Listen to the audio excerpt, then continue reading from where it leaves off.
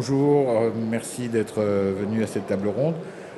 Donc, elle est intitulée « Le libre et la relance économique au-delà de la question du coût ». En fait, l'idée de du sujet est venue du constat que souvent, en tout cas dans la presse ou ailleurs, on associe le libre avec gratuité ou en tout cas modicité des coûts, et que c'est souvent considéré comme le principal argument d'adoption du logiciel libre par les entreprises. Il y a une enquête de PAC assez récente qui tente à confirmer ce fait, mais pas seulement. Il y a d'autres arguments qui sont pris en compte de plus en plus, qui sont l'apanage du modèle libre, du modèle de développement et du modèle de relation qui existe au sein des communautés et des acteurs. Et donc c'est un petit peu sur tous ces points qu'il paraît peut-être intéressant d'attirer l'attention des utilisateurs, des entreprises, que la période de difficulté actuelle ou de sortie de difficulté est peut-être le bon moment pour réfléchir à comment utiliser, comment tirer parti en fait de tous ces modèles et toutes ces particularités. Donc pour en parler aujourd'hui, nous avons proche de moi Dave Neri qui est consultant. Votre société c'est Neri Consulting, j'imagine. Vous êtes commuteur GNOME, c'est ça? Contributeur GNOME, d'accord. Ensuite, M. Philippe Montargès, qui est le cofondateur, président d'Alterway. Ensuite, Yves Miezan-Ezo, qui est responsable des formations chez l'Inagora. Ensuite, François Elie, qui est le président de l'Adulact, qu'on ne présente plus. Et M. Thierry, qui est le directeur technique d'Agaric. Donc en fait, la première question, je la pose un petit peu à la cantonade, c'est dans l'enquête PAC, on dit le libre prend sa place dans la relance.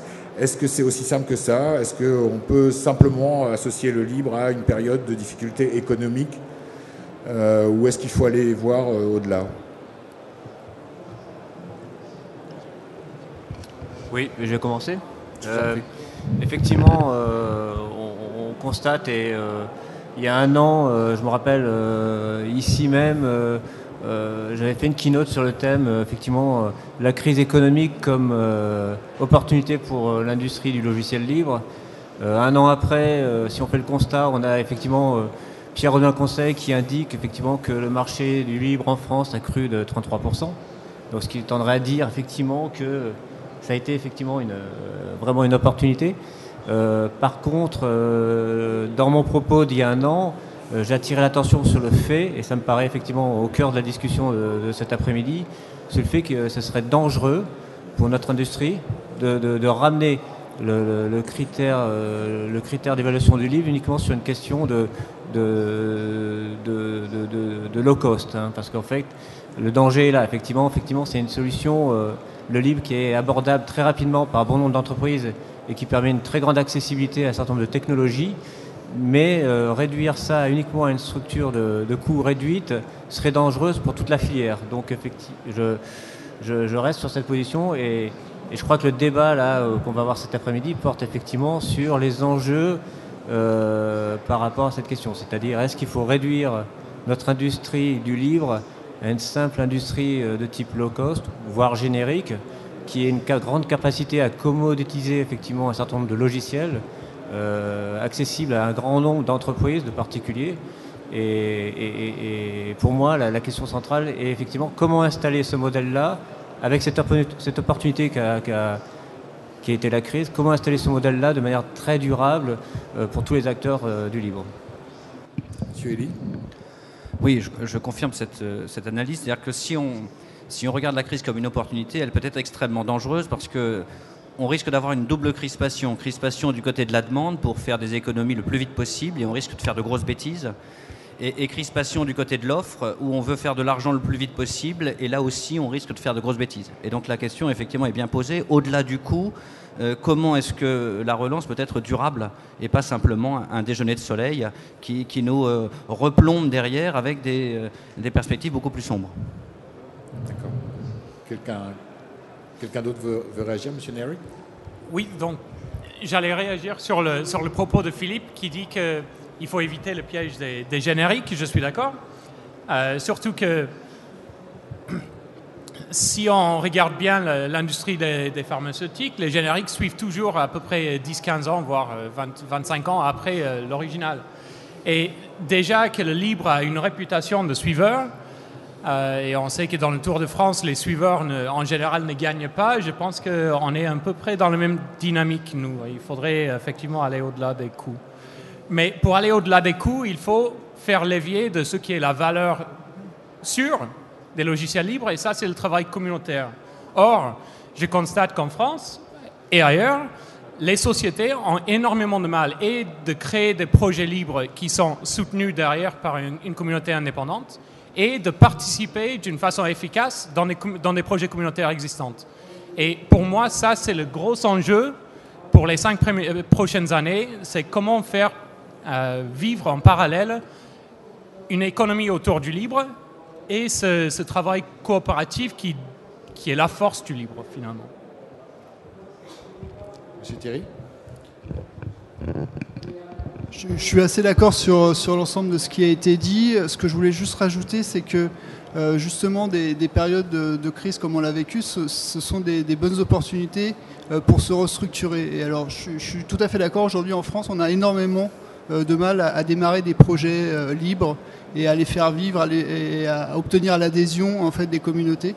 Mais je pense que c'est le bon moment aujourd'hui, dans ces périodes un petit peu troublées, où l'activité a un petit peu diminué dans l'entreprise, de commencer à se structurer, à monter des projets, puisque dans ces périodes, les investissements sont plus difficiles à faire. Par contre, les ressources humaines, elles, sont un petit peu plus disponibles. C'est le bon moment pour commencer à réfléchir à comment je vais sortir de crise et comment je vais monter les projets qui vont me permettre de sortir de cette crise, justement. D'accord. Yves ?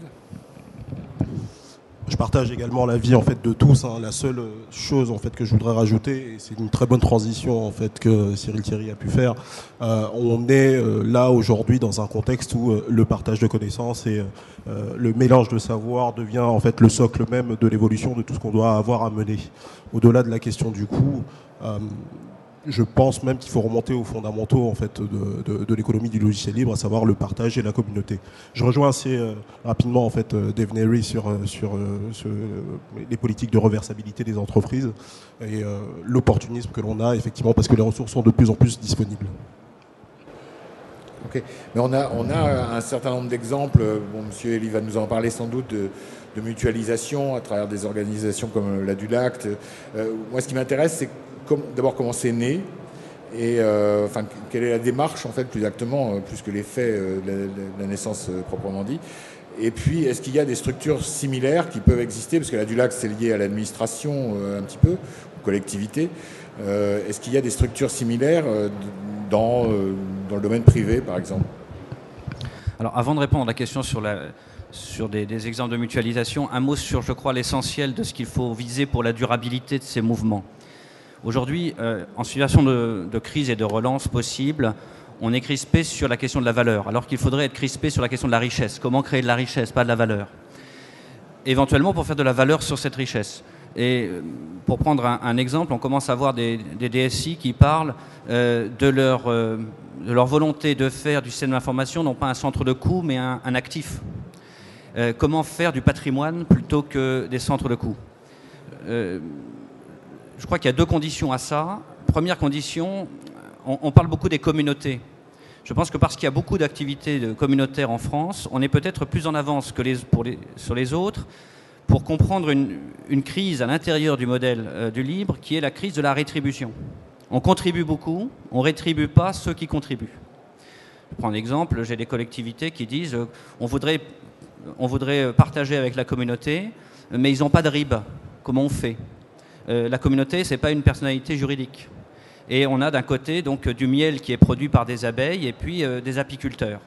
Et à un moment, il faudra devenir sérieux et arrêter les coûts masqués et regarder comment rémunérer le travail. Je crois que c'est le premier levier pour que ce soit durable. Deuxième levier, c'est un problème de granularité des composants. Aujourd'hui, on est des suiveurs, c'est-à-dire qu'on imite le propriétaire. Si on regarde ce qu'a bâti le libre, c'est avec des architectures